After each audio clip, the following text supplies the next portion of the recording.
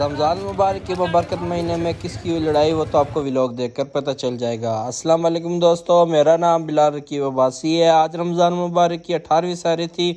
صبح جب اٹھاؤں تو باہر بہت زیادہ شور کی آواز آ رہی تھی۔ باہر جا کر دیکھا تو مشین لگی ہوئی تھی، روڈ توڑ رہی تھی۔ جو باقی رہ گئی وہ بھی کہتے ہیں توڑ کے ایک ہی بار ساری صحیح کریں گے۔ میں باہر گیا تو چھوٹا ڈون بھی میرے ساتھ باہر آ گیا تھا۔ تو واپس جب گھر آیا تو سحری کا وقت ہو چکا تھا۔ گھر والوں نے دسترخوان لگایا، سحری کی۔ سحری کے بعد نماز فجر کا وقت ہو گیا تو میں چلا گیا مسجد کی طرف۔ مسجد میں جا کر سب سے پہلے میں نے کیا وضو کرنے کے بعد میں آج مسجد میں جلدی گیا تھا۔ میں نے کہا میں اذان دوں گا، لیکن جب میں مسجد میں پہنچا ہوں تو سبیل اذان دے رہا تھا۔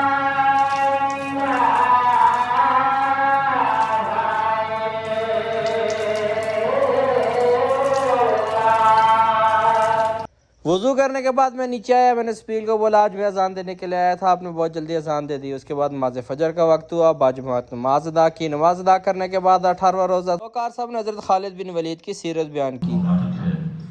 اور آج ہی کے دن اللہ کے نبی صلی اللہ علیہ وسلم کے دو غلام سپہ سالار حضرت خالد بن ولید رضی اللہ تعالیٰ عنہ کا وصال مبارک ہوا تھا۔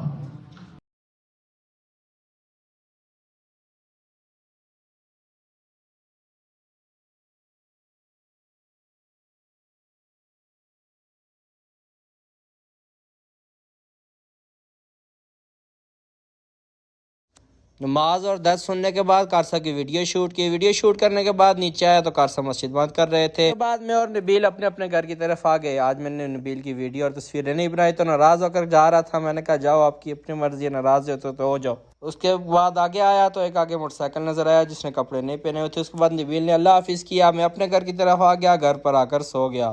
پھر میں جب سو کر اٹھا تو نماز ظہر کا وقت ہو گیا تھا۔ گھر پر نماز ظہر ادا کی، اس کے بعد قرآن پاک کی تلاوت کی۔ قرآن پاک کی تلاوت کرنے کے بعد نماز عصر کا وقت ہوا۔ نماز عصر مسجد میں جا کر ادا کی۔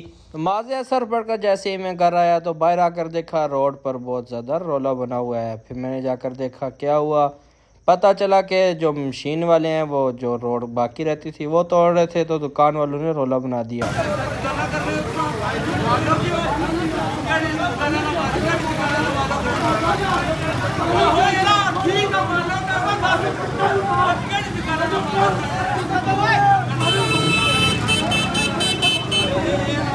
رولا اتنا زیادہ ہو گیا کہ دکان والے اور ٹھیکیدار ایک دوسرے کو پتھر اٹھا کر مارنے لگے تھے۔ پھر لوگوں نے ان کو الگ کیا۔ پھر افطاری کا وقت ہو گیا، میں گھر پر آ گیا۔